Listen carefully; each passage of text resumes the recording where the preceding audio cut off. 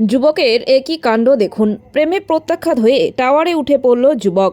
রাজগঞ্জের দুবরাজের school পাড়ার ঘটনায় ব্যাপক শোরগোল।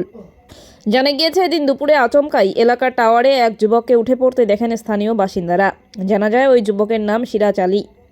পরিবার সূত্রে খবর, এলাকার একটি মেয়ের সঙ্গে তার প্রেমের সম্পর্ক, কিন্তু কোনো কারণে ছেলেটির সঙ্গে সম্পর্ক রাখতে নারাজ যুবতী। আর তারপরই এমন সিদ্ধান্ত।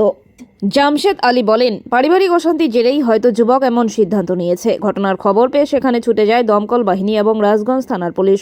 এলাকার ছেলেকে উঁচু টাওয়ারে উঠতে দেখে সকলেই মোবাইলে ছবি তুলতে শুরু করেন। ভিড় বাড়তে থাকে এলাকায়। যদিও প্রেম ঘটিত ব্যাপারটি অস্বীকার করেছেন পঞ্চায়েত জামশেদ আলী, তবে এলাকাবাসীদের প্রত্যেকেরই দাবি প্রেম গঠিত ব্যাপারের জন্যই এমন কাণ্ড ঘটিয়েছে ওই যুবক। এদিকে পরিবারের লোকেরা ঘটনার খবর পেয়ে সেখানে ছুটে যান। তারা আবার এই ব্যাপারে মুখ খুলতে নারাজ। সুদীপকে